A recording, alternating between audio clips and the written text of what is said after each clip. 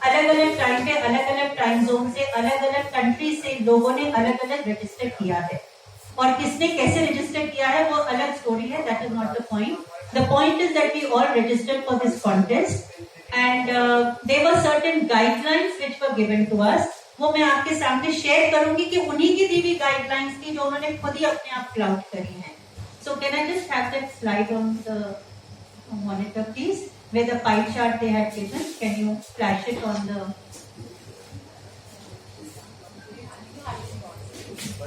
जिसमें था personal interview, फिर एक है कोड ऑफ कंडक्ट, फिर है ट्रेनिंग ग्रोथ जिसने जब से ज्वाइन किया, और इनकी ट्रेनिंग जो ये खुद दे रहे थे, इनके अलग अलग पैनलिस्ट थे जो हमें ट्रेन कर रहे थे.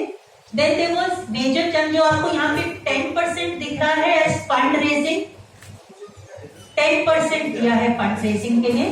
और सोशल मीडिया जो आप लाइट ग्रीन में देख रहे हैं वो 10% दिया है, और जो आप येलो में देख रहे हैं वो है grand finale week. Grand finale week वो वीक है जो कोलंबो में हुआ था, जहां पे ये पैजेंट ऑर्गेनाइज किया गया. हाँ जी, ये 13 जुलाई से 19 जुलाई तक था. हम सब कंटेस्टेंट 13 को पहुंचे और 19 को ग्रैंड फिनाले था. So coming to this scoring pattern जो उन्होंने हमें दिया था, ये बताना चाह रहे हैं कि अगर आप इस स्कोरिंग पैटर्न से जाएं और जो उनके रिजल्ट थे वो कोई मेल नहीं खा रहे हैं, ठीक है. तो इन्होंने पॉइंट यहाँ पे जो फंड रेजिंग का 10% दिया था, स्टार्टिंग से इन्होंने हर कंटेस्टेंट से अलग अलग अमाउंट लिया. इनके पैकेजेस अलग अलग थे. There was one package which was 2.5 lakhs plus 18% GST. There was one with 5 lakhs with 5.5 lakhs with 18% GST.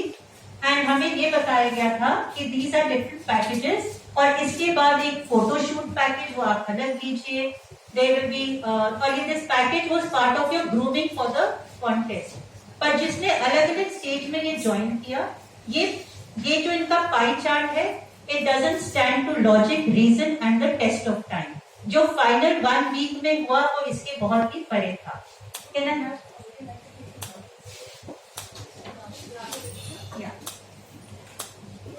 Now coming जो हमारा एक, हम जब वहां सब कंटेस्टेंट्स पहुंचे थे तो हम सबका एक ओरिएंटेशन सेशन हुआ था, जो खुद मिसेस मोहिनी शर्मा जो डायरेक्टर है मिसेस इंडिया IMC की, उन्होंने हमको दिया था. और उन्होंने हम सबको ड्यूरिंग द वीक होने वाले जो प्रोग्राम है उससे अवगत कराया.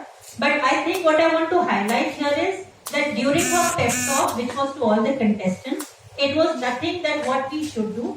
She was only preparing us to lose, और हमें ये बताया जा रहा था कि विन तो सिर्फ 5 करेंगे, बाकी सब आप क्वींस हो.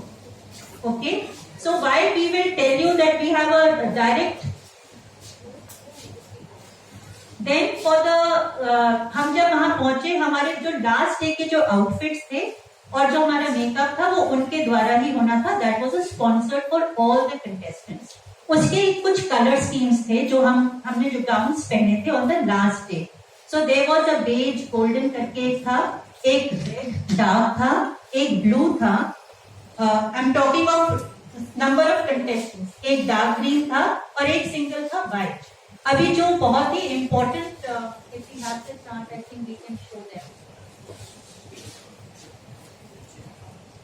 Do we have the picture.